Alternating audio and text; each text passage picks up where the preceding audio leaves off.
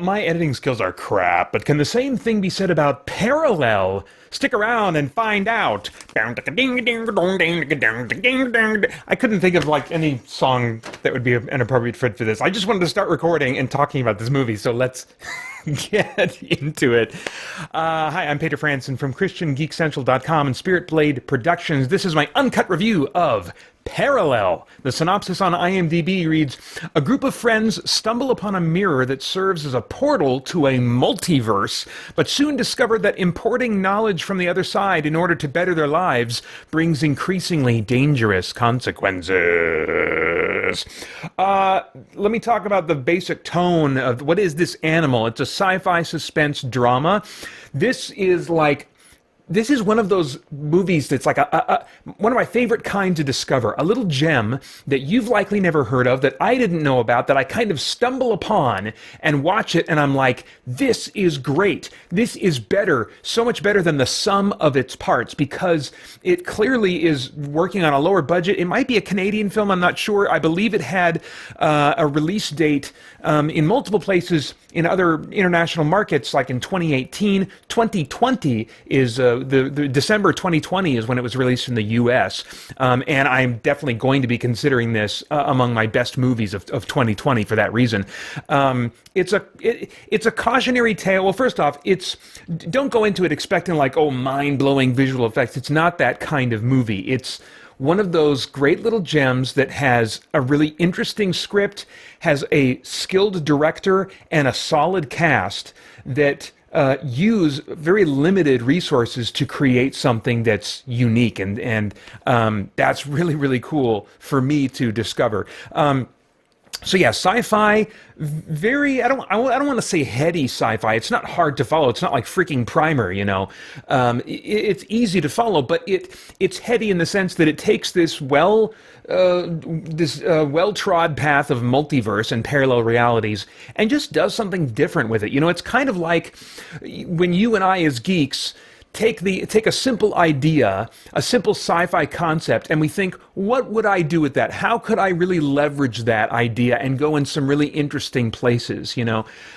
It's kind of like, you know, The Flash has the ability of super speed, and the writers of The Flash for decades have been saying, okay, but what can we do with super speed that you wouldn't expect, that is far beyond the realm of just running fast, you know? And that's what I feel like they're doing with this movie. I mean, I don't want to overblow it. It has the diverse creativity of, you know, what the Flash writers have done with super speed, but it's taking that parallel reality concept and saying, okay, what would people do? How could they potentially leverage alternate realities, and not just be the gimmick of, oh, in this reality he has a mustache, in this reality her eyes are a different color. Isn't that weird? You know, that's usually what is done with this, like in serialized television, you know, sci-fi television. They'll say, oh, look how different they are. It's not about that. It's about them saying, okay, let's go to realities that are very, very similar to our own, and let's leverage that experience to make our lives better. You know, and I don't want to go into more details. I feel like the synopsis already reveals a little bit too much, and there are just some interesting turns and some neat ideas in this that I didn't necessarily expect. It's a cautionary tale. You know, I do want to emphasize the drama aspect of it as a sci-fi movie. It's drama that turns into suspense the deeper you go into the movie. It's a cautionary tale of getting what you wish for. These friends find a way to leverage this portal that they found to really make big changes in their lives for the quote-unquote better, but that really end up being kind of a monkey's paw type of scenario. The relationships of these friends are increasingly strained, and ultimately the movie goes to some very dark places. It starts out, in many ways, as kind of like fun and lighthearted as they're discovering what they can do using this portal. But anyway, I just love how they take this basic concept that we've seen in a bunch of TV shows and movies and just do something very different with it here. It includes nice character drama, as each of the friends is stretched in different ways by their experiences with the portal. Some are traumatized, some, you know, get what they think they want, but it ends up not being what they want. Some of them are, you know, one of them is searching for something that's missing in his life that he really hopes to find in a parallel reality. There's one scene connected connected with one of the characters that really just nearly brought me to tears. And that is such a treat when a sci-fi movie can have a full-on nerdy concept and then also have characters that I'm invested in enough and a scene that's written in the right way to tug at my heartstrings. And that I absolutely found that to be the case with Parallel. Briefly, I'll just talk about the cast just with a summary statement. Unknown faces, but really good at what they're doing as far as I'm concerned. And I love that kind of casting surprise. I wish that we lived in a world that was not driven by stars, but that we could see, the best people cast so that we wouldn't bring in baggage of other movies and who we know them to be as celebrities and stuff into the movie experience, which sometimes, depending on the actor, can, invade the experience for me. But having unknown faces that are each doing a really great job, or at least a very solid job with the character that they're playing, I really, really enjoy that treat. And so I loved not knowing any of these faces and seeing them all admirably play these roles. Let's see here. As far as stunts and visuals go, the visual effects are simple but effective. They use a subtle coloring and camera changes to indicate when a parallel reality is in play. There's a fleeting but decent CG effect for the portal that sometimes they don't even use. They'll just use a sound effects cue instead of going to the CG stuff. So they're really, if you're looking, you can see the limitations of the budget, and yet because I enjoyed the script so much and I enjoyed what the performers were doing and what the cinematography was doing, I didn't care. I didn't care to not see every possible CG effect that could be thrown at me in this movie. I think the script and the concept is the best quote-unquote effect, and it didn't feel less like a sci-fi experience for a lack of in-your-face visual effects.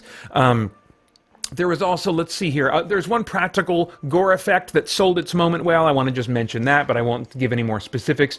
Overall, I would say just what they do visually in this movie is conservative, but very effective in what it's doing. And like I said, the cinematography also does some nice moody things, creates some tension. There's a moment, there's one scene where they're creating tension between characters, that between what is going on with the camera and with a sound effect, a recurring sound effect, I'm like, oh my, I was on the edge of my seat. A very simple little thing, but created atmosphere well with just by making some cool stylistic choices.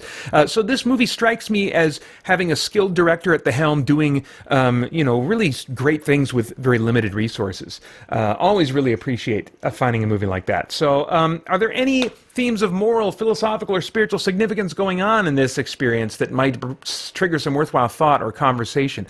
One that stood out to me is the idea of dehumanizing people with some kind of a label, some kind of a catch-all term.